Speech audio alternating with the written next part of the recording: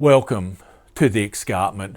This is my model railway HO build channel and I'm your host Jason. Well, I think it's been about 3 months. And how do I know that? I didn't go look at my last video I put out. I actually got an email this morning from YouTube. Surprise, surprise. They were basically telling me if I didn't put out another video or start putting out videos in the next 30 days, they would demonetize me. And I thought, ooh. So it's not like it's my main income and it's putting food on the table or anything like that. And then the second half of the email was, okay, then after that, once you're demonetized, if you don't still put out a video in the next, I can't remember what it was, 60 days, they would take down my channel. And it's like, ooh, here we go, big brother. So here I am. I thought I'd put out a video just in case I don't put one out the next 30 days. I'm sure I'll get back into the swing. I guess 2025, where are we with that year? A shocking year for my family, really. I mean, earlier this year, I had my wife with, breast cancer. That's all turned out right. That's been really good. That's all clear there, so that's really good. But then her mother, my mother-in-law, took a fall back in May, had been bedridden since then, and just went downhill, and she's actually passed probably I think it's about 3 weeks ago. So yeah, not the best year. So I'm hoping 2026 is a little bit better. Not only that, but be able to get back up here and into some sort of rhythm. I've done a few bits and pieces here and there, a couple of hours here, a couple of hours there in the train shed, but not a lot. I think it was a couple of weeks ago, I did actually go to the Bounding Modelers Weekend. That was great, great on one side, as in the atmosphere, the boys that go along to that. Not so great that I actually forgot a number of things. So I sort of spent a wasted half a day. No, actually, it might be a day where I didn't have anything to do. So live and learn by that and make sure I take more things. Not only that, but maybe take a couple of projects just in case. But here we go, next door neighbour. There goes the cars, boom, boom, boom, boom, boom. Anyway, it's all right. Next door neighbour, they've got sort of like a portable mechanic garage they've set up. Anyway, hopefully that's not overbearing. What I'm going to do is I'm just going to have a look at, I guess, the maintenance shed, where I am with that, what I'm up to, what further things I'm going to do to it. But other than that, yeah, apologise, I don't have too much more to show you really. I know I spoke about running sessions, that type of thing. I haven't forgotten, and I know I've sort of made mention of that a number of times. I'm probably starting to look like an idiot, but nothing new. Actually, last weekend I did get up here, I did vacuum, I sorted some stuff, get stuff back under the layout, not on the floor, because it was a fucking mess. I still have a bunch of foam over there I'll put away anyway, but I need to go back and start cleaning the track. I want to do a proper one, so that's all ready when I invite. I'm probably going to look at maybe early spring next year. I was thinking maybe inviting the blokes from the Bounding Club, get them over here, whoever wants to have a look at this. I know we're looking at another weekend end of February, or maybe actually I think February's been ruled out because there's a few people not available.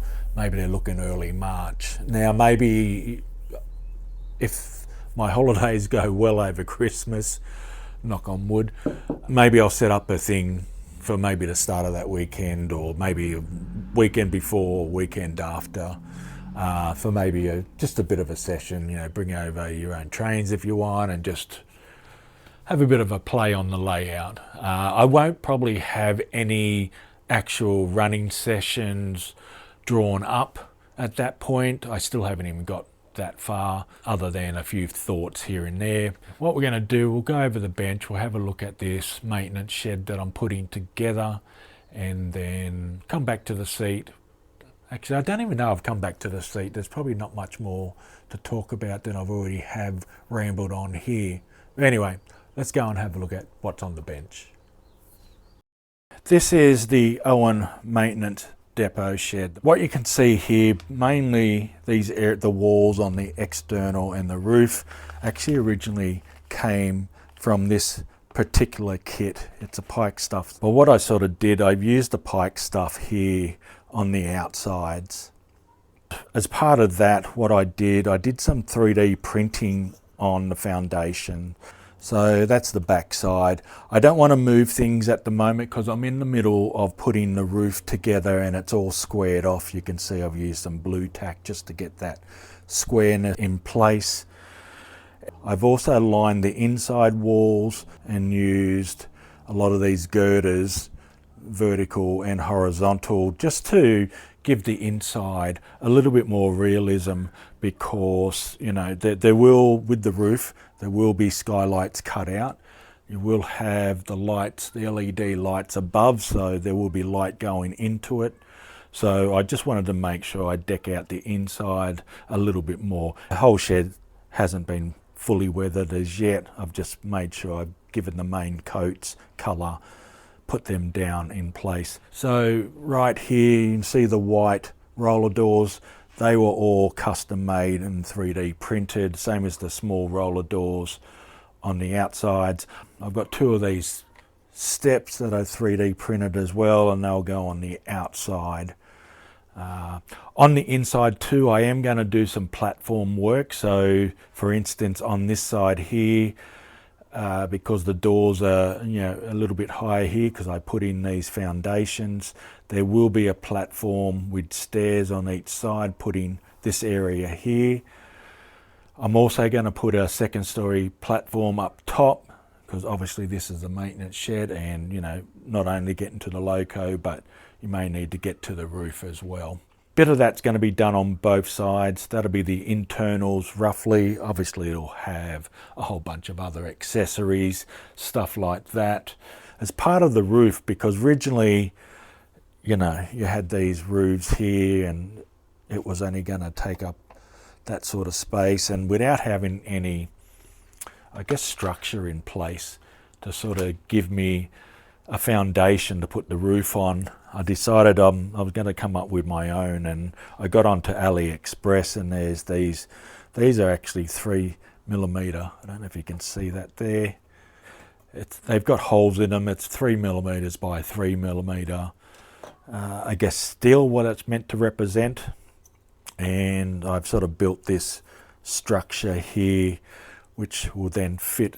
I've got, because I've got all these girders and everything else in here, I've got platforms to put it on, and I've got that in place. I'm not going to glue that in place yet. Obviously I want to do some painting, get that all ready first, because I want to then sit that on top and then obviously get these in place and lined up properly. And you can see here it's got now foundations to sit on and somewhere to glue down once I get to that point. And so I've done the first half, and I just need to fiddle to get that back lined up. Once that's lined up, I'll get and go and paint things, and then starting to look at designing the internal platforms. And I'm going to 3D print those, so I need to make a start on that too, but that's an inside on the computer job to get that started. Once I get these roofs on, I'm going to tape them down and then flip it over, make sure I've got where I want the skylights in from the other side, and then obviously I'll use my cutter to get rid of those. And I've also got, that's come in the other day, there's a whole bunch of 1mm clear. I think they've got a film on it, that's why it looks that colour, but I think once I take the film off it, it is a clear plastic to put internal across the skylights.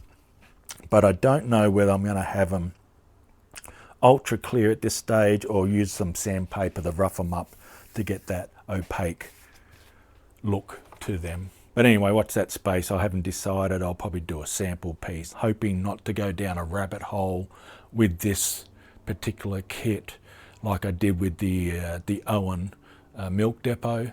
But who knows? I did enjoy that, so you know, watch that space. Let's go in and have a look at where this kit will sit on the Owen branch line.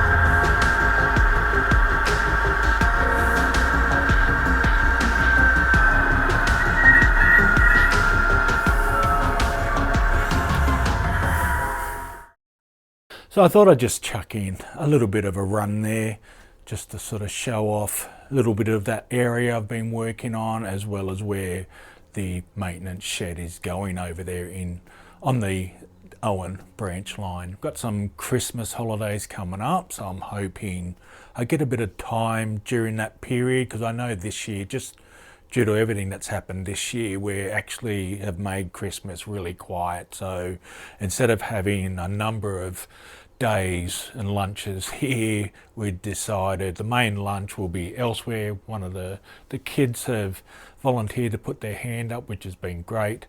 And I guess, you know, we've got a number of different families that we normally do. So the other remaining families that may not go to the main Christmas dinner, we'll probably take them out to a cafe or something and have a bit of a pre-Christmas lunch or breakfast or something along those lines, just to make it light here at home.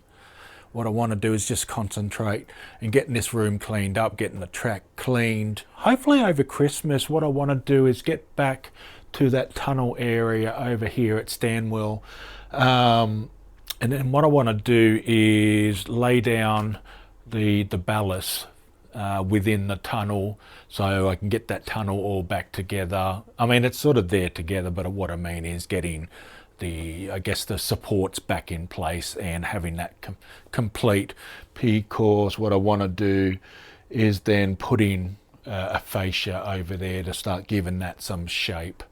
You can still, well, actually, you can still get the stuff below maybe.